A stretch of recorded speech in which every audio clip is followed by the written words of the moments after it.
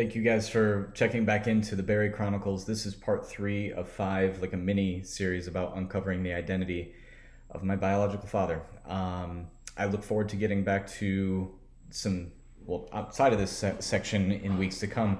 And I actually really want to focus on the questions that you guys have had, comments and thoughts that you guys have had in your own journeys afterward. But for now, the juicy stuff. For those of you who are still following every time I mention it, there's subscriber numbers. We seem to go up. So we were at 246 last video. We're at 260 today. Hopefully after this we can bump up a little bit higher. And if you haven't subscribed, please do so now. So without further ado, I'll dive into part 3 and tell you that it's time for a confession. That this post, this video, and the next 2 are ones that I've wanted to share for close to 3 years.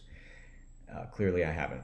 To date, I've gone to great personal depths in these pages, and I generally write to the edge of my vulnerability, and I stop. And I call out writing because if you didn't know this, I've written most of this, and I'm just reading it over video. But most of the first 15,000-ish words that you've read or heard were written on the exposed surface of my emotional state as I was experiencing it in real time. So yeah, it's raw. Sometimes it's intense, but it is the peak of my vulnerability. And as such, this is kind of a near complete unpacking of a journal that I actually kept to myself for close to 2 years, except for this one thing. It remains the only component of my story that remains unresolved, more like unsolved. But that's hardly the only adjective I'd use to describe it. And I guess the other ones I'd think of are volatile or legally problematic as are probably adequate as well. And I don't say that for dramatization or effect, but simple fact. So stick with me and I think you'll agree. Bring yourself back with me to October of 2017. In the last video, we were still sitting at the table with Thomas and Morgan. And that's where we are now. Back at Thomas's kitchen table that afternoon, we begin to lay the foundation to our own uncertain future as a trio. But a second foundation begins to crumble in parallel to the one that we're building together. Not ours, but that of our father. It all begins as a series of lighthearted punchlines, these cliche-ridden truths said in jest. How Thomas, or I for that matter, would never be confused for Tom Selleck. Or how Morgan's mom had asked for a mixed European baby from a one-time donor and instead gave birth to a Jewish daughter with 2 brothers. And we laughed, we soaked it in, and then we laughed some more, and then hunger set in. So we walked to a nearby food hall for a late brunch.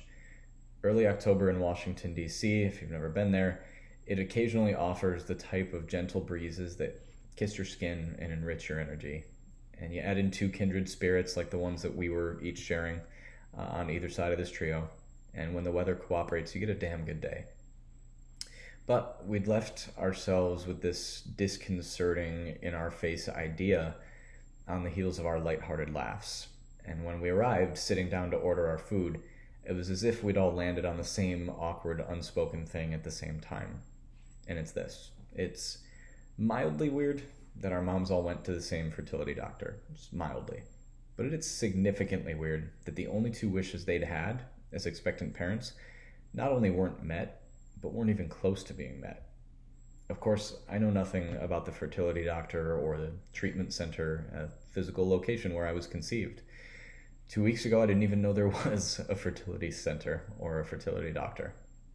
Morgan, on the other hand, grew up knowing his name, and with good reason, because he was a fixture of the narrative that anchored her upbringing. A helpful man who had guided her mom through false starts to finally, once and for all, start a family. Thomas recalled him too, at least once Morgan said his name out loud. As the conversation picks back up, we're wrestling with an explanation. Invariably, the first volleys are attempts at reason based on what feels most plausible, at least to us. So, number 1, why a Jewish donor?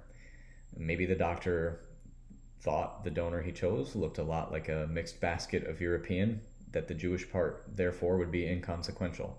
And that made sense. We agreed to that. I look in the mirror still and see mixed European.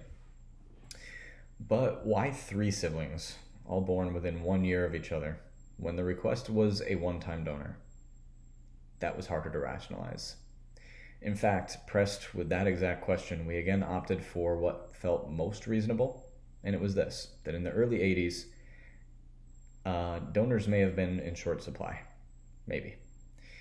Even so, it felt like a cruel omission, that if the doctor had in fact knowingly used the same donor multiple times, isn't that at a minimum a gross negligence on the part of the doctor?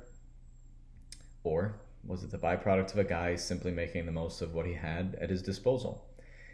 And hey, our donor is a doctor. No one wants to come out and say it, but that doesn't seem so bad when faced with the alternative. So we sit with it. Do you know what this fertility doctor is doing now? I ask. Morgan explained that she knew he was still practicing medicine in Rochester, and while he'd continued to practice in the area of women's health as the years had gone by, he had stopped practicing fertility treatments years ago. Here, she said, let me look him up and show you guys his picture. A few clicks of her index finger and thumb bring up a Google search of the doctor's practice website. Another click reveals his bio, showing a really impressive run of medical mastery over the course of nearly 40 years. The next click reveals headshots of his staff and the doctor himself.